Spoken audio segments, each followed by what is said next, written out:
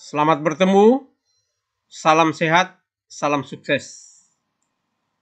Video kali ini kita akan membahas dasar-dasar elektronika. Sebagaimana yang lalu saya sudah pernah mengangkat dasar-dasar elektronika itu mulai dari komponen-komponen pasif dan komponen aktif. Kemudian komponen aktif itu mulai dari semikonduktor, dioda, kemudian transistor. Saya sudah singgung itu. Kemudian tentang dasar-dasar listrik juga saya sudah singgung. Ya, dasar-dasar listrik yaitu listrik arus DC dan listrik arus AC, di mana listrik DC itu dipergunakan oleh peralatan-peralatan elektronika, sedangkan listrik AC itu dipergunakan oleh peralatan-peralatan listrik. Pada kesempatan ini kita angkat dengan memulainya dengan gambar seperti ini. Ini masih materi yang berhubungan dengan dasar-dasar elektronika. Pada rangkaian ini kita lihat ada sumber tegangan DC. Ya, ada sumber tegangan DC. Kemudian ada tahanan murni. Ya, ada tahanan murni. Kemudian ada lampu. Ya, ada lampu. Nah, tahanan murni dan tahanan lampu ini dihubungkan secara seri. Kita lihat kenapa disebut seri, karena ujung yang satu dari tahanan itu dihubungkan dengan ujung yang lain dari tahanan lampu. Lalu ujung terakhirnya dikembalikan ke minus atau nol daripada tegangan DC, di mana ujung awalnya dihubungkan dengan plus. Rangkaian ini bisa disebut rangkaian seri, yaitu seri antara sumber tegangan DC dengan tahanan dan dengan lampu. Sebagai logika saja, kalau kita mempelajari ini, pada kesempatan yang lalu juga saya sudah singgung masalah hukum Ohm. Ya, secara mendalam hukum Ohm itu nanti pada aplikasi-aplikasi rangkaian seri paralel, kemudian pada penggunaan alat ukur juga ada. Nah, kalau hukum Ohm kita pakai di sini, ya, di mana ada R, ya, sebesar 47 ohm. Kalau dalam tulisan ini R 47 atau 47 R. R ini menandakan simbol, menandakan notasi dari ohm, simbolnya ohm. Kemudian lampu juga memiliki tahanan lampu, lamp resistance, yaitu 45 ohm juga, atau 45 R. Kalau ini 47 R, ini 45 R. Nah, dua tahanan ini karena dihubungkan seri, tinggal dijumlahkan saja berapa. Ya, di sini ada rumus. Ya, untuk I kita pakai tegangan baterainya 6,3 volt dibagi dengan R1 tambah R lampu atau tahanan murni ditambah dengan tahanan lampu. Kenapa ditambahkan? Karena seri tadi. Ya, jadi I secara keseluruhan, I yang mengalir pada rangkaian ini adalah tegangan, ya, tegangan semuanya dibagi dengan jumlah atau tahanan total. Ya, itu I-nya, I total. Namun I total ini sebenarnya kalau dilihat dari rangkaiannya, I total yang mengalir, ya, adalah sama dengan R1 dibagi dengan tegangan tegangan pada R1 dibagi dengan R1. Itu sama saja. Jadi arus ini adalah arus yang mengalir pada lampu juga. Ya. Namun kita lihat tegangan pada R1, pada R ini, pada tahanan murni atau R1 ini berbeda dengan tegangan pada lampu. Kenapa berbeda? Karena tahanannya berbeda. Ya. tahanan lampu berbeda dengan tahanan murni, dengan tahanan R. Kalau tahanan R 4,47 ohm, tahanan lampu hanya 45. Sehingga sudah barang tentu tegangan pada R1 ini biasa disebut dengan drop tegangan pada R1 pasti berbeda dengan drop tegangan pada lampu. Kenapa? Karena R-nya berbeda. Namun arusnya sama. Kenapa? Sama karena seri. Ya. Kenapa? Sama karena seri. Oleh karena itu, arus yang lewat R1 adalah juga sama dengan arus yang lewat lampu. Yaitu sama dengan arus total, yaitu tegangan baterai dibagi dengan R1 tambah R lampu. Atau tegangan pada R1 dibagi dengan R1. Itu pasti sama dengan I yang lewat lampu, yaitu tegangan pada lampu dibagi dengan R lampu. Ya, dibagi dengan R lampu. Kita lihat hasilnya seperti ini. Jadi V totalnya atau tegangan baterainya 6,3 volt, R1-nya 47 ohm, VR1-nya 3,22 volt, V pada lampunya 3,08 volt, dan I-nya sama dengan 68,48 miliampere. Ya, miliampere.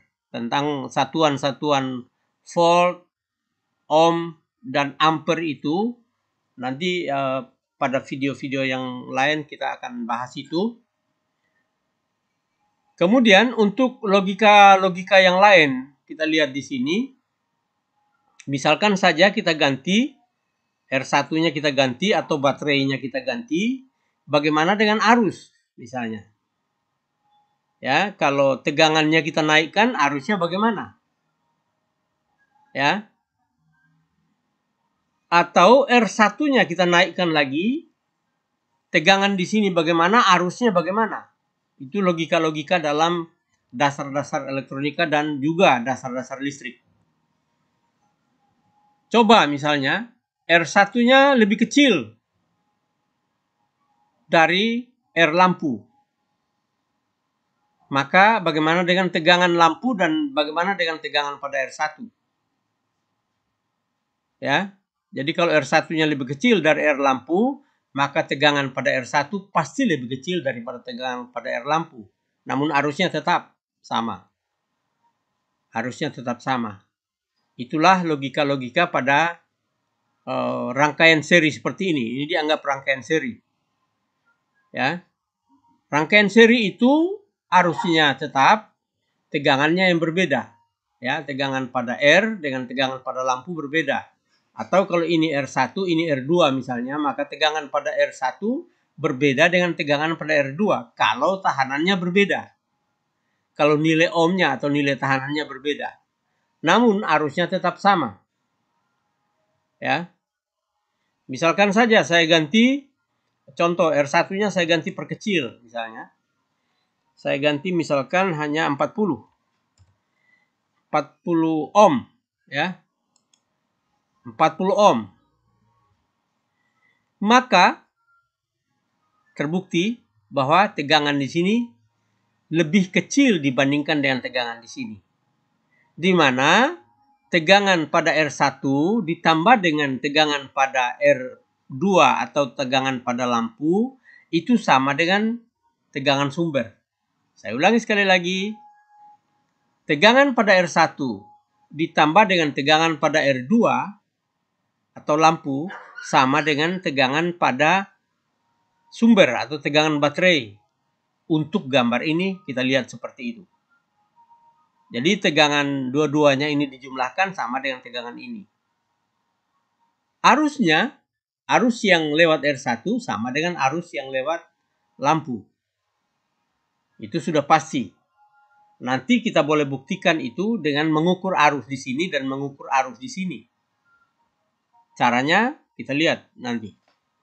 Nah, ini untuk rangkaian ini, jadi kita sudah memperoleh beberapa pengetahuan, ya, bahwa arus akan berubah ketika R-nya berubah.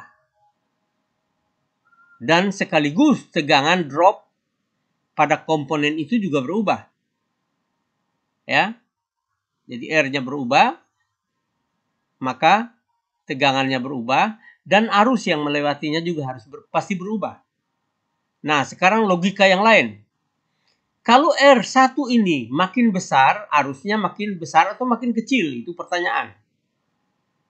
Bagaimana dengan arus dan tahanan? Arus dan tahanan itu berbanding terbalik. Di mana arusnya akan makin besar kalau tahanannya makin kecil. Itu namanya berbanding terbalik. Ya. Tapi perbandingan antara tegangan dan R atau nilai tahanan itu berbanding lurus. Artinya apa? Artinya kalau R-nya naik, maka tegangannya juga naik. Maksudnya tegangan drop pada R itu makin naik. Makin naik, R-nya makin naik tegangannya. Atau dengan kata lain, makin turun R-nya, tegangannya makin turun. Tapi sebaliknya dengan arus. R makin turun, arusnya makin naik. Ya, arus yang melewati ini makin naik. Itulah dampak atau implikasi dari hukum Ohm. Ya, jadi rangkaian ini seperti itu. Kita coba lihat rangkaian yang lain. Ya, rangkaian yang lain masih sama. Ini cara mengukur arus. Cara mengukur arus. Cara mengukur arus di mana ampermeternya, alat pengukur arus itu namanya ampermeter. Kenapa disebut ampere? Ampere itu adalah satuan arus. Ya, ampere itu satuan arus, meter itu alat ukur. Jadi alat ukur arus adalah ampermeter, di mana cara menghubungkannya yaitu seri dengan beban. Ya, seri dengan beban. Artinya ujung yang satunya dihubungkan dengan ujung yang satu daripada beban. Berbeda dengan cara mengukur tegangan. Cara mengukur tegangan adalah paralel dengan tegangan yang diukur. Jadi kalau tegangan pada lampu, paralel dengan lampu. Tegangan pada tahanan, paralel dengan tahanan. Jadi alat ukur tegangannya di sini. Alat ukur tegangan itu biasanya disebut voltmeter. Ya, karena volt itu adalah satuan dari tegangan. Nah, kalau bagaimana dengan alat mengukur tahanan? Namanya ohmmeter. Ya, ohmmeter kenapa? Karena satuan dari tahanan adalah ohm. Ya, ohm, kemudian kilo ohm, mega ohm dan seterusnya dan seterusnya. Nah, kalau kita lihat untuk membuktikan bahwa arus ini, ya, arus yang mengalir di sini sama dengan arus yang mengalir di sini, tinggal kita lihat, ya, rumusnya masih sama seperti yang tadi. Tinggal kita coba ukur, pindahkan alat ukurnya lagi ke sini misalnya, pasti sama. Karena arus yang mengalir pada rangkaian seri itu dalilnya sama, tegangannya yang berbeda, ya. Tegangannya berbeda sesuai dengan perbedaan nilai tahanan yang terdapat pada komponen tersebut. Ya. Nah, kalau kita ingin membuktikan misalnya tadi yang 50, R1-nya saya ganti 50 tadi, ya. R1-nya saya ganti 50. Ya, 50 ohm seperti tadi, rangkaian yang tadi. Maka arus yang mengalirnya adalah 66,30 mA. Dari mana ini arus yang mengalir? Yaitu tegangan ini dibagi dengan tahanannya. Ya. Kita coba bagi. Ya.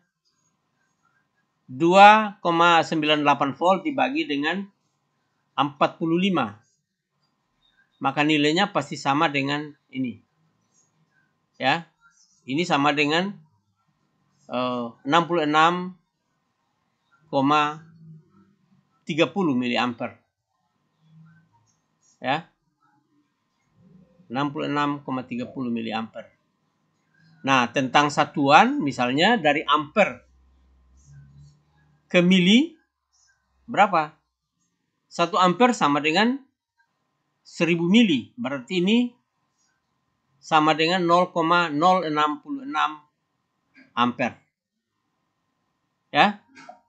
Coba kita lihat lagi rangkaian yang lain, atau kita coba ganti tegangan juga bisa. Misal saya ganti ini 9 volt. Ya, 9 volt. Sudah pasti arusnya berubah. Karena tegangannya berubah dengan tahanan yang tetap. Ya. Arusnya yang berubah dengan adanya perubahan sumber tegangan atau perubahan R. Maka arusnya berubah. Cara perubahannya tadi, arus berbanding terbalik dengan tahanan, tapi tahanan berbanding lurus dengan tegangan. Ya. Berbanding lurus dengan tegangan. Kenapa tegangan di sini naik padahal tahanannya tetap? Karena tegangan sumbernya naik. Kalau tegangan sumbernya naik dengan tahanan yang sama, maka tegangan drop pada masing-masing tahanan itu pasti berbeda. Ya, seiring dengan kenaikan tegangan sumber. Jadi kalau tegangan sumbernya naik, sementara hanya 2 tahanan yang dihubungkan, maka tegangan pada R1 tambah dengan tegangan pada lampu itu harus sama dengan tegangan sumber, sehingga terjadi kenaikan di sini karena ada kenaikan pada tegangan sumber.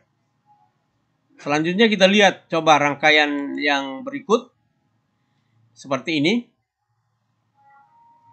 Ini tegangannya 6 volt, tegangan baterainya.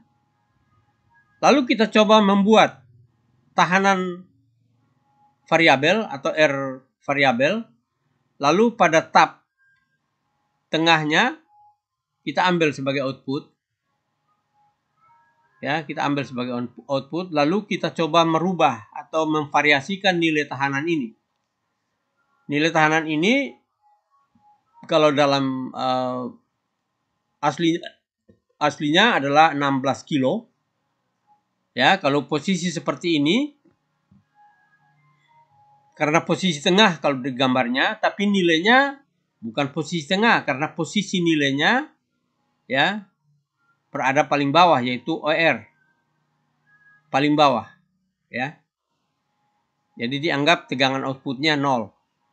Nah, kalau kita rubah misalnya, kita rubah tahanannya misalkan hanya 25 ohm. Ya, 25 ohm. Sudah naik menjadi 9,38 mV. Nah, ini ada logika yang harus berjalan di sini. Kalau nilai tahanannya makin kecil, bagaimana dengan posisi tegangan? Atau sebaliknya, nilai tahanannya makin ke atas atau makin besar, bagaimana dengan nilai tegangan? Ya, ini logika berpikir. Kalau nilai tahanannya paling di bawah, pada C misalnya, pada titik C misalnya, maka tegangan ini adalah 0. Tegangan ini pasti 0. Kenapa? Karena selalu dihubung singkat dengan negatifnya. Demikian sebaliknya, kalau nilai tahanannya maksimal, naik di atas ini, di titik A misalnya, maka tegangan output di sini itu pasti sama dengan tegangan baterai. Ya, pasti sama dengan tegangan baterai. Ya, itu logika berpikir. Ya, jadi makin ke atas posisi tahanan variabelnya, makin besar tegangan outputnya. Ya, kalau misalkan di sini ada tahanan seri, itu berbeda nilainya.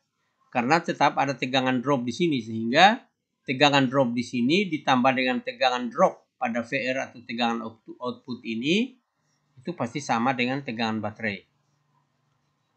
Ya, ini logika berpikir. Ya, karena kita masih di dasar-dasar elektronika. Kita lihat posisi yang lain misalnya. Ini tahanan seri, ada 3 buah tahanan seri. Tahanan seri secara keseluruhan atau disebut dengan R total Berarti R1 ditambah R2 ditambah R3. R1-nya 25 ohm, R2-nya 1 kilo, R3-nya 5 kilo. Berarti 5 tambah 1, 6. Berarti 6.125 ohm. Ya, ini secara kasar saja. Silakan nanti mempelajari bagaimana caranya menjumlahkan ini. Ini ohm, ini kilo, ini kilo. Berarti 1000, 5000, ini hanya 25. Berarti 6025 ohm. Ya, itu R totalnya. Ya, R totalnya. Ya, R1 sekian, R2 sekian, R3 sekian. Maka dari sini ada rumus. Ya, ada rumus. Seperti yang tadi saya sudah bilang, R1 tambah R2 tambah R3. Ini ada rumusnya di sini. R total sama dengan R1 tambah R2 tambah R3. Kalau kita ingin merubah yang lain misalkan ini kita rubah jadi hanya R2-nya kita rubah hanya 500 misalnya. 500 ohm misalnya. 550 ohm misalnya. Maka sudah pasti R totalnya berubah. Kenapa? Karena R1-nya hanya 500 bukan 1 kilo. Berarti hanya sekitar 5 kilo ditambah dengan 550 ditambah dengan 25, 575. Misalnya seperti itu. Ini kan 25R, ini 500 berarti 500. Ya, seperti itu kira-kira. Jadi dijumlahkan nilainya akan berubah. Kita lihat cara-cara yang lain, ini juga hanya sekedar saja ya. Masih dalam dasar-dasar elektronika. Jadi I1, I2, I3 tapi nilainya adalah minus semua. Jadi I1-nya minus, I2-nya minus, I3-nya juga minus. Sehingga kalau dijumlahkan menjadi minus 90. Jadi walaupun ini tidak ditulis minus 20, minus 30, minus 40. Karena pada dasarnya nilai arus. Walaupun minus atau plus tidak ada perubahan, tetap nilai. Ya, jadi tetap nilai. Jadi nilai ini bisa ditulis plus, bisa ditulis minus. Walaupun arahnya seperti ini, arahnya min semua, arahnya ke negatif semua, ke kiri. Sesuai dengan atau setara dengan nilai I sama dengan minus. I1, I2, dan I3 itu minus semuanya. Sehingga jumlahnya juga minus.